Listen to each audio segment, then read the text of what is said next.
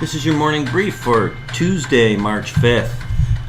China slashes taxes and loosening its lending purse to boost the economy as GDP slows to 6.6%.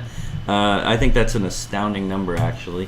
Here in the U.S., they're trying to reach 3%, and Trump's saying he can do it, and every economist is saying there's no chance we can sustain 3%. There's just no way. No economist worth his weight will give you a 3% GDP forecast. So slowing down in China to 6.6%, and I think China, I'm not sure, it's either the second or third largest economy. If it's the third, it's behind Europe.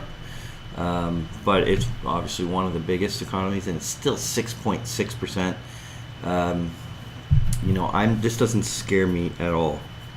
It's still a very healthy economy. Okay, Trump also to end preferential trading in India. There's a current agreement that allows for $5.3 billion in goods to enter the U.S. duty-free. I don't see the point of this either. It's $5.3 billion. That's actually a small trade number. Why does he have to pick a fight with all of our allies? I think it's a waste.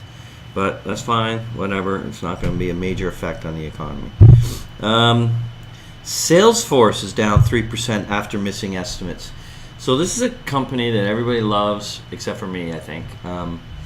I just think it's way overinflated. It does not look good in our work. The return on capital is just barely turning to, it just turned positive maybe 2 years ago, and it's now up to 9%, which is still pretty low. It's certainly not a Google or something that's earning in the teens. It's only done it in a very short period of time. It's still trading at 100 times EBITDA. It's just not for me. I know everybody loves it, and I think I do think it's a good company, and I think it's a good product, but I just would not pay that much money for. I just don't think they can live up to this valuation. Okay, Enbridge was down 6% yesterday after permits were pushed back 1 year. I don't think this is a big deal either. I'm surprised it was down that much. I would be more inclined to pick up shares of Enbridge after this pushback or this pullback. I think it's warranted that there was a little bit of a pullback. 6% seems like too much to me. I would look at this as an opportunity. I think it is going to hurt some people in Western Canada, because we really need some more pipelines out there to get this oil, around the world. We need to get it out to the West Coast and the East Coast, more so than anywhere, in my opinion. Okay, Target was up 6% before trading today after topping estimates, and this is kind of a strange one too. Revenue was $23 billion versus $22.92 billion estimate, so it's a beat, but not by much. Earnings per share was $1.53 versus $1.52, so only beat by a penny. And same-store sales were up 5.3% versus 5% estimate. So, you can never really tell with these earnings. They come out, and, that's a beat, but not by much on any single line item, and yet the shares are up 6%.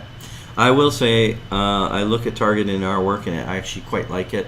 They are improving their return on capital, improving operations. Everything is getting a little bit better.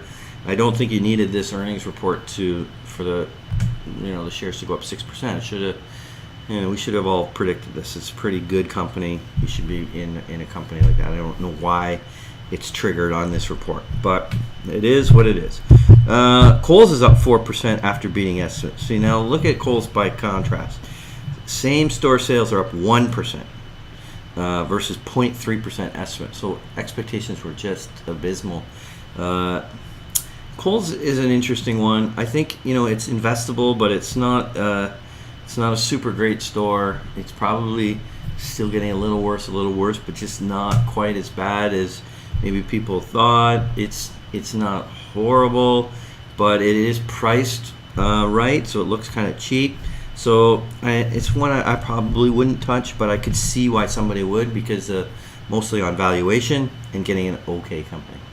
So, and then there's, I think Ross Stores is after hours, so we got a few retailers. It's Earnings season is winding down, so just a few guys left, and that's about it. So there's your morning brief for Tuesday, March 5th.